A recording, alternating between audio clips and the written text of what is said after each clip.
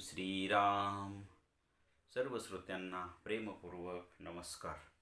श्रोते हो, आपण स्वामी विद्यानंद यांच्या भावार्थ रामायण संक्षिप्त या ग्रंथाच्या आधारे निर्माण झालेला मला भावलेले भावार्थ रामायण अर्थात आत्मपरायण हा ग्रंथ आपण पाहत आहोत. आज युद्धकांडातील अध्याय 52वा हनुमंत मकरध्वज भेट. ओम श्रीराम. अहिमही रणभूमीवर आल्यावर त्या रणभूमीची व वानरसेनेची टेहाळणी करतात. तेव्हा त्यांच्या लक्षात येते की हनुमंत हा महान योद्धा आहे व तो श्रीरामांचा परम भक्त आहे. ही युद्धभूमी आहे. इथे सतत युद्ध चालू आहे, परंतु तरीही हनुमंत अखंड अनुसंधानात असतात व श्रीराम हेच त्यांचे दैवत आहे. असा हा हनुमंत अखंड सावध आहे. अहिमही हे दोघेही चिंतेत पडतात की आता नेमके काय करावे. तेव्हा हे श्रीराम प्रभूंना अंतर्ज्ञानाने समजते व हे दोघेही देवीचे उपासक आहेत, म्हणून यांचाही उद्धार होणे गरजेचे आहे. तेव्हा मग श्रीराम प्रभू हनुमंतास म्हणतात की, हे हनुमंता, तू जे आमच्या शिबिराच्या बाहेरून तुझ्या शेपटीचा कोट म्हणजेच कवच तयार केले आहे, तो शास्त्रनीतीनुसार योग्य नाही.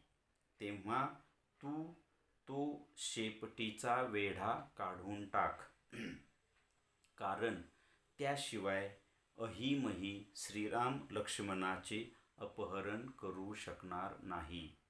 मग हनुमंत राम आज्ञेने पुच्छवेढे काढून टाकतो. त्यानंतर मध्यरात्री अहिमही श्रीराम व लक्ष्मणास झोपेतच उचलून थेट पाताळात घेऊन जातात व बंदिस्त करून रक्षणाची जबाबदारी मकरध्वजावर सोपवतात. इकडे रणभूमीवर सकाळी हनुमंत पाहतात तर श्रीराम व लक्ष्मण शिबिरात दिसत नाहीत. त्यामुळे सर्वजण चिंतित होतात. तेव्हा मग हनुमंत आदिशक्तीला प्रार्थना करतात. ती दिव्य माता एका घुबडास प्रेरणा देते. तेव्हा ते घुबड हनुमंतास अहिमहीचा सर्व वृत्तांत कथन करते. त्यानंतर हनुमंत पाताळात जातात. मग तिथे मकरध्वजाबरोबर युद्ध सुरू होते. युद्ध करता करता एकमेकाविषयींची माहिती कळते की मकरध्वज हा हनुमंताचा पुत्र आहे. तेव्हा तो मकरध्वज आपल्या मगररूप मातेला बोलावून घेतो.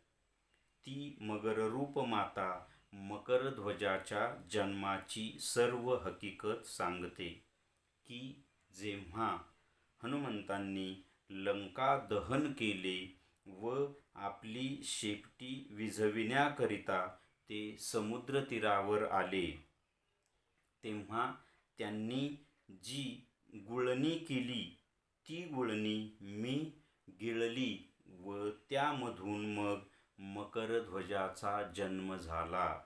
ही सर्व कथा ऐकून हनुमंत आश्चर्यचकित होतात व अशा प्रकारे पिता-पुत्राची ओळख पटल्यानंतर तो मकरध्वज हनुमंतांना मदत करण्याचे आश्वासन देतो.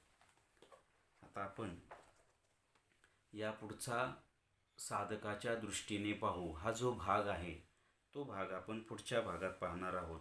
आता आपण या अध्यायाचं या कथेचं सार थोडक्यात पाहण्याचा प्रयत्न करूया. रावण उद्विग्न अवस्थेत, आता मदतीला कोणीच नाही अशा अवस्थेत त्याला अहिरावणाची आणि महिरावणाची आठवण येते. तो एक दूत पाठवतो आणि अहिरावणाला आणि महिरावणाला युद्धभूमीवर बोलावून घेतो लंकेमध्ये. ते दोघेजण वर आल्यानंतर श्रीरामाच्या सगळ्या सैन्याची टेहाळणी करतात. तेव्हा त्यांच्या लक्षात येतं की या सगळ्यात महान योद्धा म्हणजे हनुमंत आहे आणि हनुमंत हा श्रीरामांचा परमभक्त आहे. शिवाय हनुमंत हा अखंड सावधान आहे. ही युद्धभूमी आहे, इथं सतत युद्ध चालू आहे, परंतु तरीही हनुमंत श्रीरामांच्या अखंड अनुसंधानात असतात. त्यामुळे ते आतून आणि बाहेरून दक्ष असतात. मग त्यांना प्रश्न पडतो की आता काय करायचं बरं. आणि हे सगळं श्रीराम मग अंतर्ज्ञानाने समजून घेतात. त्यांना त्यांच्या असं लक्षात येतं की हे राक्षस नक्कीच आहेत, परंतु हे देवीचे उपासक आहेत, म्हणून यांचाही उद्धार होणे गरजेचं आहे. आणि मग ते हनुमंतांना आदेश देतात की तू आमच्या शिबिराच्या भोवती जो तुझ्या शेपटीचा कोट कवच तयार केले ना ते काढून टाक, कारण ते युद्धनीतीमध्ये बसत नाही.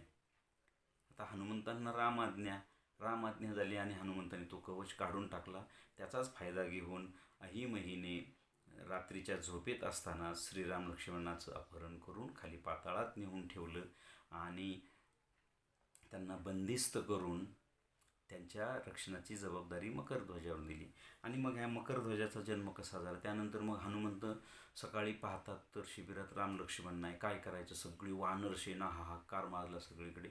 मग श्री हनुमंतांनी आपल्या अंतर्मनातून त्या दिव्य मातेला प्रार्थना केली.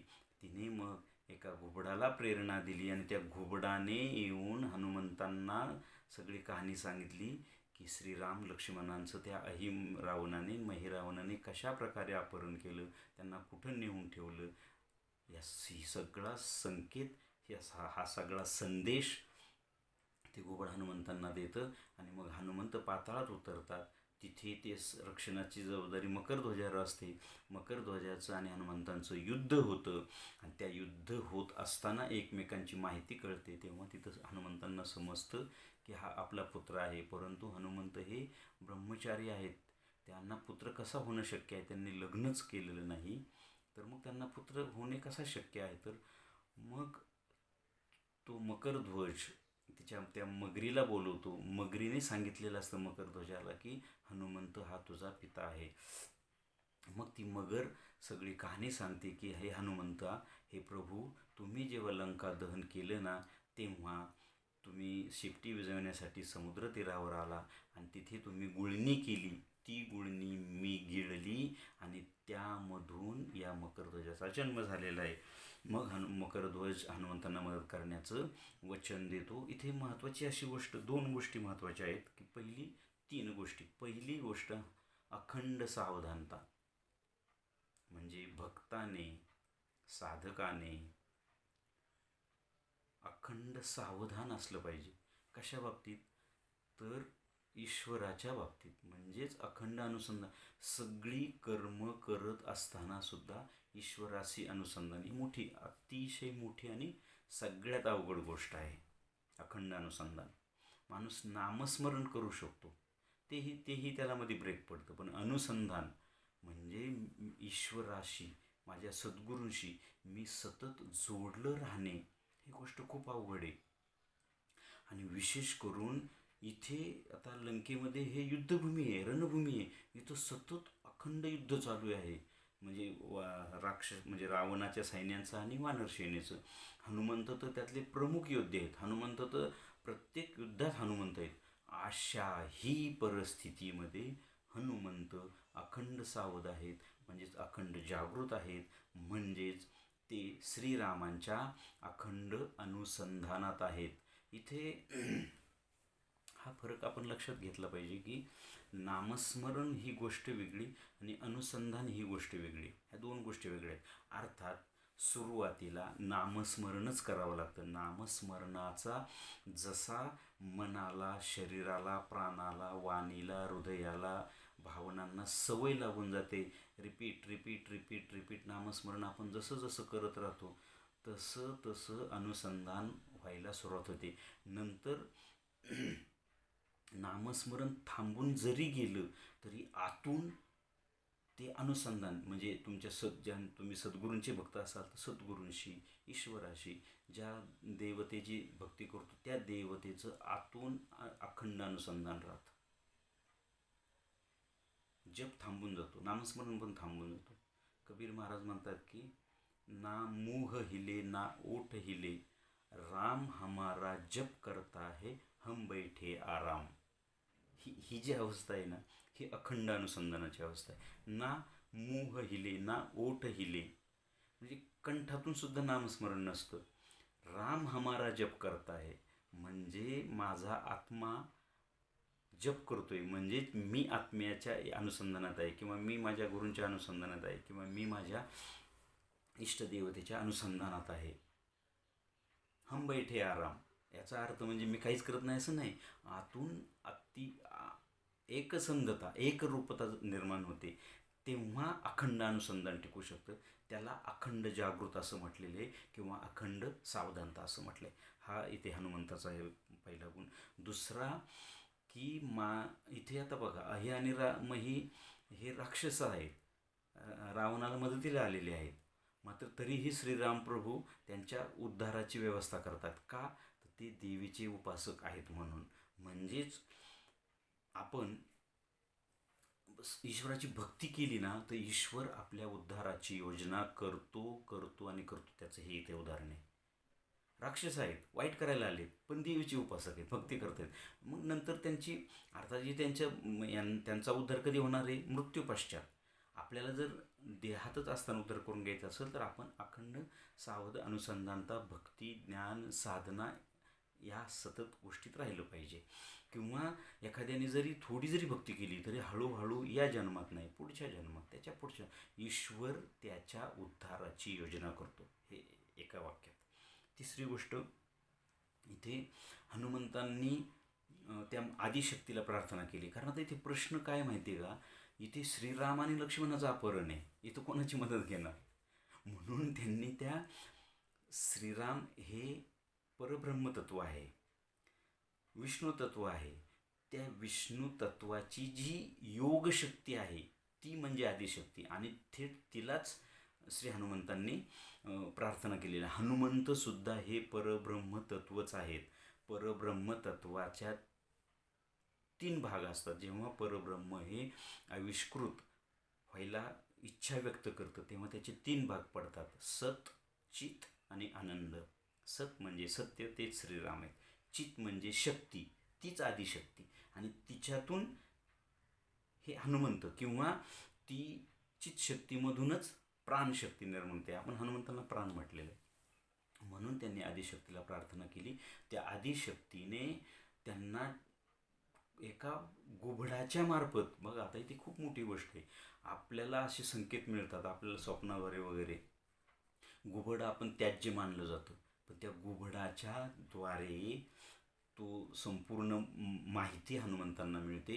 गुबड म्हणजे आपण आता साधकाच्या दृष्टीने जेव्हा पाहू ना तेव्हा आपल्या लक्षात येईल की घुबड म्हणजे आपण त्याला त्याज्य म्हणतो, परंतु त्यांचे संकेत आपण घेतले गेले पाहिजे. त्या घुबडाने हनुमंतांना इथे सांगितले. मग याचा अर्थ असा की आपण जीवन जगतो, आपल्या आजूबाजूला खूप वाईट वगैरे चांगली वाईट माणसं असतात, परंतु ईश्वरी संकेत आपल्याला कोणाकडूनही मिळू शकतो, एखाद्या वाईट व्यक्तीकडनं सुद्धा मिळू शकतो.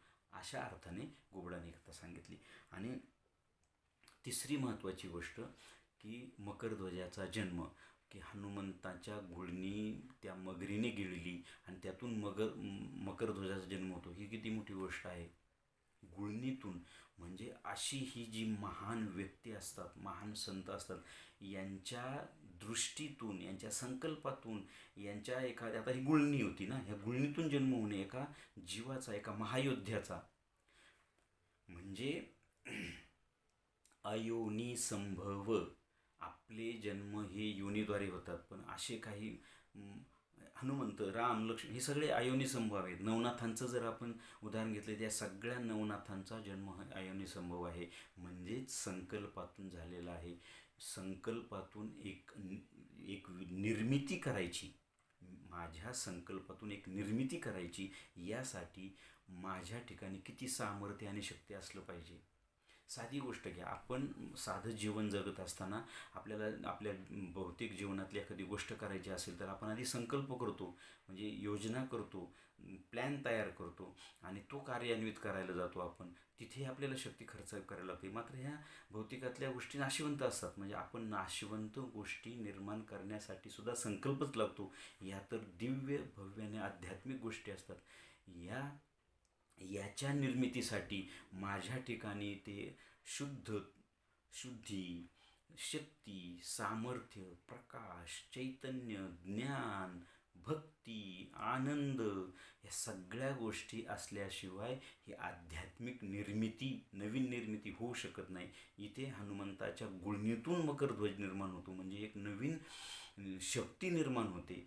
ती शक्ती निर्माण करण्याचं सामर्थ्य येण्यासाठी मी ईश्वराचा भक्त, सद्गुरूचा भक्त, साधना भक्ती हे करून अशा अवस्थेपर्यंत, कुठल्या, अखंड अनुसंधान, अखंड सावध किंवा ईश्वराशी एकरूपता किंवा आत्मसाक्षात्कार, अर्थात आत्मसाक्षात्काराच्या नंतरही पुढे खूप मोठा प्रवास करावा लागतो, तेव्हा या सगळ्या शक्ती माझ्या ठिकाणी येऊ शकतात. हेच या अध्यायाचं सार असावं असं मला वाटतं. श्रीरामार्पणमस्तु. हरि ओम तत्सत. ब्रह्मार्पणमस्तु.